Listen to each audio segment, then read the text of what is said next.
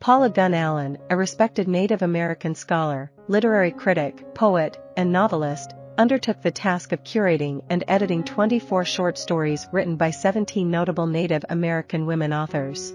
These stories culminated in the compilation titled Spider-Woman's Granddaughters. Drawing inspiration from the traditional figure of Grandmother Spider, a revered character in Cherokee lore, credited with bringing the light of thought to her people, Allen's collection encompassed narratives from both folklore and contemporary fiction. Her overarching goal was to address what she perceived as a significant gap within academia: the marginalization of Native voices, particularly those of Native women, within the Western literary canon. As a Laguna Pueblo Sioux Indian herself, Allen embarked on a mission to comprehend and rectify this literary void. To achieve this, she provided an extensive contextual framework surrounding the short stories in her anthology, aiming to tackle a range of issues that might have hindered Native authors from attaining mainstream recognition. The collection commences with a substantial introduction crafted by Allen. Within this essay, she delves into the disparities between Native American and Euro-American storytelling traditions. Specifically, she explores how oral and written literary practices yield distinct narrative forms. Additionally, Allen highlights that Native stories diverge from European narratives by not glorifying individualism to the same degree. Instead, their primary purpose lies in fostering community and shared purpose. This introductory material serves as a means for non-Native readers to grasp the essential background and cultural nuances that shape the stories. Allen further immerses herself in the struggles against intellectual segregation, racism, and sexism encountered by Native women authors. She contextualizes these challenges by providing an overview of the intricate relationship between white settlers and Native peoples from the indigenous perspective. In her comprehensive presentation, Allen provides historical context and explanatory insights while outlining her strategies for curating and assembling the edited stories. These narratives collectively explore themes of defeat and conquest, the erosion of personal autonomy, the complexities of national and personal identities, and the struggle to preserve tradition, kinship, and values in the face of a dominant culture.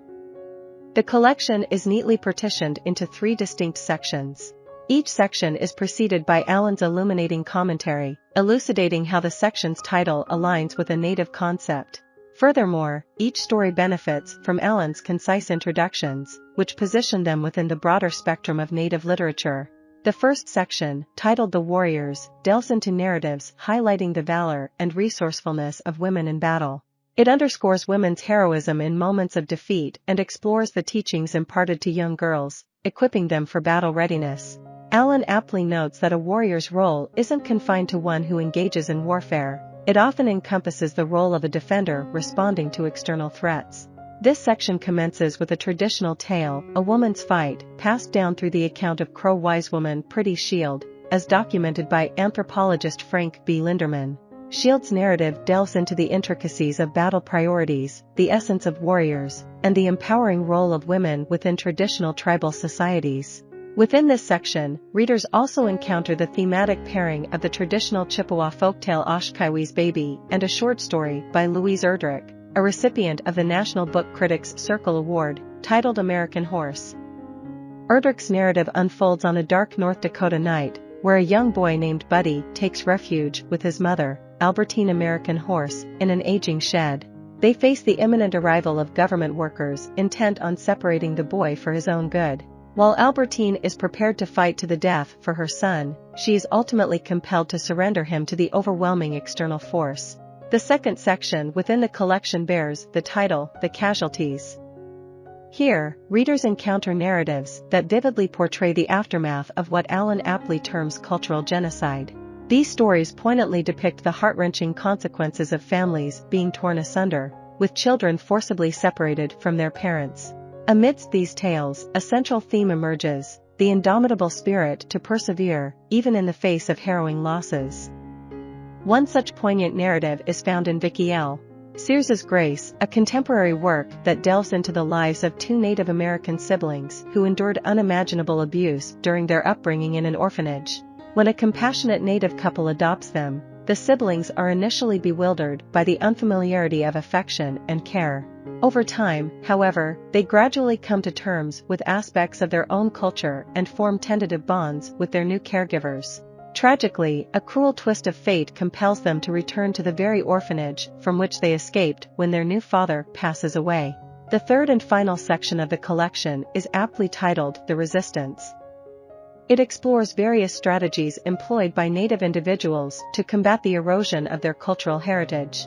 These include the preservation and reverence of oral traditions, the utilization of the ironic detachment intrinsic to a Native perspective on the dominant culture, and the rejection of the shame that can accompany a bicultural identity. Within this section, 4 stories constitute a Yellow Woman cycle, revolving around a central figure from folklore whose abduction has profound implications for her people. 2 of these stories stem from traditional narratives rooted in the Cochiti Pueblo and Laguna Pueblo mythologies. The third tale, penned by Leslie Marmon Silko, titled Yellow Woman, transports readers to the contemporary world, where a young woman metamorphoses into the mythical Yellow Woman. She is then enticed, or perhaps willingly accompanies, a Kachina spirit.